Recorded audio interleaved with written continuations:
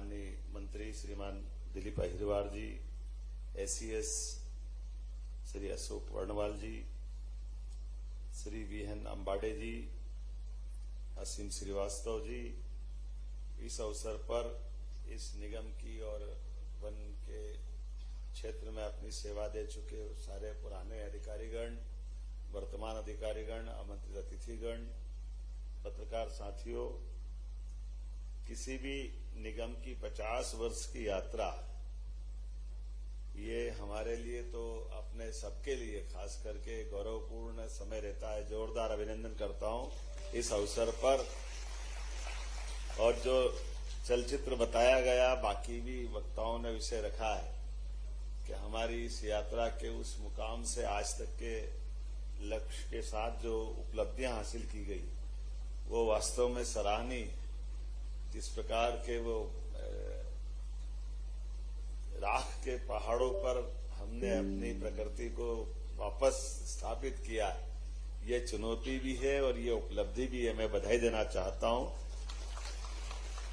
और अभी उपलब्धियों में बताया गया कि हमारे निगम को न केवल मध्य प्रदेश में बल्कि अब महाराष्ट्र में भी बुला करके हमको काम मिल रहा है। ये इसी भाव से तो इसकी स्थापना की थी।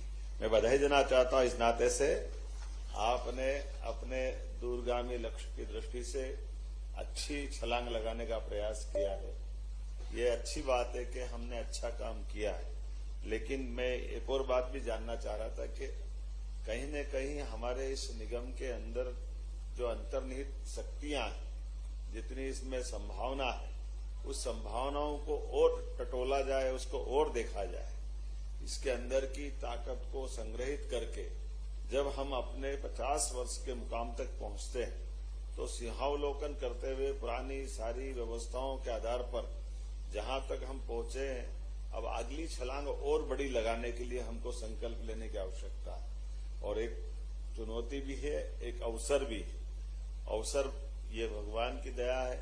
यशस्वी प्रधानमंत्री सभी प्रकार के ऐसे अच्छे कामों को केंद्र सरकार भी प्रोत्साहित करती है और उनके आशीर्वाद से हमने भी अभियान चलाया हुआ। हर विभाग को वो आगे से आगे जितना आगे जा सकता है उसको वो अपने पूरे पंख फैला करके जहां तक उड़ना चाहे, हमारा भी पूरा प्रयास है पूरा मौका देने का, पूरे तौर पे आगे बढ़ाने का। कई क्षेत्रों में कई प्रकार से देखते हैं। जैसे मैं आपके इसी निवेश के मसले को लेकर के हमारे राज्य की वन संपदा को हम जो आमतौर पर नीलामी करते हैं, मैं बीच में अशोक जी आप भी थे ना वहां पे, जोधपुर गए थे और हमने कहा कि जहां जहां ये फर्नीचर क्लस्टर के माध्यम से निर्यात होता है और ये ऐसी संभावना का ये बड़ी वैसी जानकारी भी हमको लगा कि हमारे यहाँ बहुत अच्छी इमारती लकड़ी है, बहुत उन्नत श्रेणी का सागौन है, लेकिन पूरे देश से सबसे ज्यादा निर्यात जहां से होता है वो राज्य राजस्थान का जोधपुर नामक स्थान। और जोधपुर में जाकर के जब बात करी और उनसे पूछा कि हमारे यहाँ इतना अच्छा सागौन है, लकड़ी है, ये सारी बातें, उनने बड़ा चौंकाने वाला मामला कहा कि भैया आपके यहाँ तो जो है वो है, हम तो अपने बबूल से और आम से ही निर्यात दुनिया भर में जबरदस्त कर रहे हैं। तो ये और अलग प्रकार का अनुभव भी आया कि ये तो हमारे लिए और चैलेंज हो गया। जो हमारी तो जलाऊ लकड़ी के रूप में देखते थे, उस जलाऊ लकड़ी का अगर फर्नीचर अच्छा तो कभी सागौन का देंगे तो दुनिया तो पागल ही हो जाएगी। ये अच्छा माल तो आएगा अगर आना चाहे तो ये वन विकास निगम भी उस दिशा में अपने भविष्य की संभावना के प्रकल्प खड़े करे, उस दिशा में आगे बढ़े। अपने जो बाकी वन क्षेत्र को डेवलप करना, उसमें भी आपने काफी अच्छी अपनी सामग्री उत्पन्न कर ली, उसकी भी ठीक से कीमत मिल जाएगी। और क्या क्या हो सकता है सब तरह से बढ़ाने के लिए, क्योंकि ये बहुत अच्छी बात है। वैसे तो आदिकाल से हमारे यहाँ कुछ मामलों में सीमाएं नहीं होती थी, राज्यों के समय से भी। उसमें से जैसे ऋषि मुनि, इनकी अपनी किसी राज्य के अंदर रुकने की कोई सीमा नहीं होती। इसी प्रकार से वनों की सीमाओं को भी लेकर के ये आदिकाल से परमात्मा ने मौका दिया और हम तो और भाग्यशाली हैं। केवल वन के भरोसे से, सघन वन के भरोसे से हम हिमालय से भी आंख में आंख मिला के बात कर रहे हैं। हिमालय से गंगोत्री यमुनोत्री जब धारा निकलती है तो वहां तो हिमखंडों के भरोसे से उनकी जलधारा निकलती है।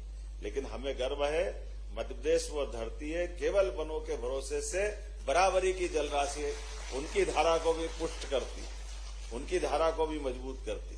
हम सब जानते हैं, जमुना जी का हो, गंगा जी का हो, पूरे देश की सभी नदियों के मामले में तो नदियों का मायका है मध्य प्रदेश।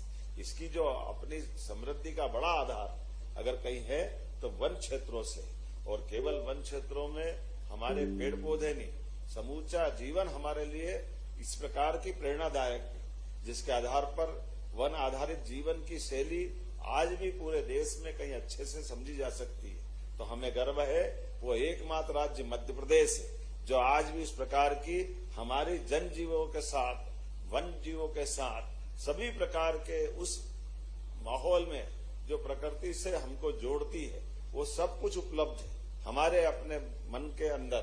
मुझे इस बात का थोड़ा थोड़ा आपसे कभी कभी वन वालों से मन में थोड़ी द्वेषता भी होती है कि आप कितने भाग्यशाली हो कि आपका अधिकांश समय प्रकृति के साथ जुड़ने का मिलता है। बाकी लोग तो शहर की धूल धस्तर में ही टाइम निकालते हैं, लेकिन आप भाग्यशाली हो, आपको बधाई देना चाहता हूं। आजीविका का प्रबंध होना अलग बात है, लेकिन आजीविका के साथ परमात्मा ने जो आशीर्वाद दिया है, वो आशीर्वाद तो आप ही से जुड़ता है। तो आपके ऊपर ये बड़ी जवाबदारी भी है और ये परमात्मा ने आनंद भी दिया है। और मुझे इस बात का और संतोष है, आपके सबके कारण से हम आज भारत में गर्व से कह रहे हैं कि अगर भारत में सबसे ज्यादा टाइगर कहीं है तो हमारे वन्य क्षेत्रों में है। आपकी भूमिका, आप ही के भरोसे से जलचर, अब कभी कोई सोचता घड़ियाल भी कोई अच्छी संख्या में हो सकते हैं, तो घड़ियाल भी आप ही के माध्यम से हमारी चंबल से लेकर के बाकी नदियों की भी शोभा बढ़ा रहे हैं। वो अपने जीवन के अस्तित्व में संघर्ष में विजय भी प्राप्त कर रहे हैं और आपकी तरफ देखते हुए आशीर्वाद भी दे रहे हैं। मैं मान के चलता हूं, अभी अभी ऐसे कई प्रयोग हो रहे हैं जब अपने यहाँ ये वाइल्ड लाइफ के और बहुत सारे जीवों पे नाम बताऊंगा तो लंबा हो जाएगा, लेकिन जब हम अपने देसी भाषा में ये जो जिसको आपने उड़ाया था और कहीं वो खतरे में पड़ के वापस पकड़ के लिया है, तो मैंने कहा ये कैसे कर लिया होगा आपने जादूगरी। तो वो मालूम पड़ा कि वो उनके साथ आपने अपनी जो वर्तमान साइंस की दृष्टि से उनकी शायद चिप वगैरह लगी थी, उस चिप से आपने समझ लिया। तो कोई बात नहीं, थोड़ा बहुत ऊंचा नीचा चलता भी है, लेकिन ये जो अपना गिद्ध है, गिद्ध प्रजाति से हमने अपने आप को वापस रिवाइव किया है, फिर जिंदा करने का प्रयास किया उस गौरवशाली पृष्ठ को। ऐसे एक नहीं, अभी बहुत सारी चुनौतियां हैं। जैसे कई प्रश्न मैंने भी उठाता रहता हूं। अब ये ध्यान में आया कि रेप्टाइल में सांपों को गिनती की प्रक्रिया नहीं, ये हमारे यहाँ, ये पूरे देश में, क्या आपके दोस्त नहीं, पूरे देश में मैंने पूछा तो हमारे यहाँ आपके वन मंत्री ने कहा कि ये आपने अच्छा प्रश्न उठाया, हम भी इसको दिखवाएंगे। इसलिए अपने यहाँ ये जो अब नागपंचमी आई रही है, नागपंचमी के साथ साथ मैंने अपने कई चुनौतियां भी है कि आज अपने प्रदेश के अंदर सबसे ज्यादा अगर किसी कारण से व्यक्ति की जान जाती तो सर्पदंश की घटनाओं के कारण से जाती। तो सर्पदंश की घटनाओं को हम कैसे रोके, उसको चुनौती की नाते लें और इसके जागृति से लगा करके और भी जो बचाव के जो प्रकार हो सकते हैं वो सब करने के लिए तैयार है। हमने भी ऐसे कई सारे कामों को हाथ में लिया है। हमारे लिए वन्य जीव भी जरूरी है, आम जनता का जीवन भी जरूरी है, लेकिन ये जो वन की शोभा आपके माध्यम से, ये परमात्मा की दृष्टि से आज खासकर मध्य प्रदेश के लिए तो एक बहुत बड़ा हमारे लिए सौभाग्य का अवसर है कि आज हमारा एक बड़ा क्षेत्र वनाच्छादित है और वनों के अंदर नित नए अब लगातार अवसर बढ़ते जा रहे हैं। और थोड़ा ज्यादा ही प्रेम मेरा भी है, तो मुझे लगता जब भी आपके पास में अभयारण्य बनाने का मौका आता तो मैं तुरंत साइन करता हूं कि लाओ लाओ, एक नहीं दोनों दे, इसमें क्या परेशानी है। और हमको तो ये गर्व होता है कि अपने आपकी मेहनत से आज वर्तमान के दौर में पूरे देश के लिए जब ये बताते हैं, और देश तो क्या दुनिया में बताते हैं कि ऐसा कोई राजधानी का हिस्सा नहीं है, ऐसा कोई नगर नहीं है कि 10-15 किलोमीटर के एरिया में टाइगर भी रहता और मनुष्य भी आराम से घूमते। कई सड़क पे दिन में हम घूमते, रात को वो घूमते हैं। तुम अपना अपना काम करो, हम अपना अपना काम करो। ऐसा कहीं होता है क्या? लेकिन कितने आराम से होता है, बहुत सरलता के साथ होता है। कई सारे मित्र मेरे भी आके कहते हैं जरा हमको आना देखना, हमने कहा देखना कि हमारे यहाँ रात में सोना कभी हो सकता दिख जाए सामने, बहुत आराम से है, सब मामूली बात है। लेकिन आज के इस दौर में बदलते समय में मैंने अपने अधिकारियों को वन तारा भी भेजा था।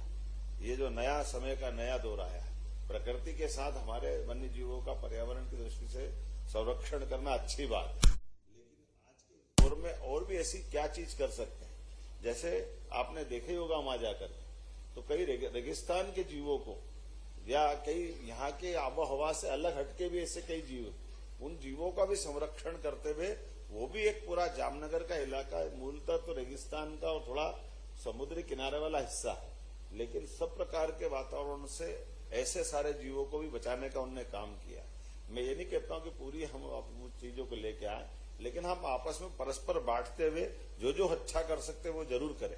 एक दो चीजें जरूर मैंने कही है कि हमारे यहाँ रेस्क्यू सेंटर और जू ये अब और बढ़ाने की आवश्यकता है। इस दिशा में भी आप वन विकास निगम को भी जोड़ सकते हो तो जोड़ना चाहिए, या जैसे जैसे इसको बढ़ा सकते, क्योंकि जब हम अपने वन जीवों की आबादी बढ़ा रहे हैं, सब प्रकार के प्रयास कर रहे हैं, तो उनकी जान बचाने के लिए भी और जनता के भी जागरूकता लाने के लिए, और इसी के पीछे छिपे हुए हम सब जानते हैं कि जनता के अंदर ये हमेशा वन्य जीवों के प्रति उत्कंठा होती है, एक लगाव भी होता है। वो लगाव परस्पर आंखों के साथ जो मन के भाव को प्रकट करता है, उसको अगर आकार साकार दे सकता है तो ये आपका वन मंत्रालय और वन मंत्रालय के साथ ये निगम भी उसमें बड़ी भूमिका अदा करेगा। सरकार सदैव आपके साथ है। जिन जिन लोगों ने अच्छी सेवा की, मैं आप सबका भी अभिनंदन करता हूं। मैं अपने आप को गौरवान्वित करते हुए मानता हूं कि आपका मुझे अभिनंदन करने का मौका मिला है।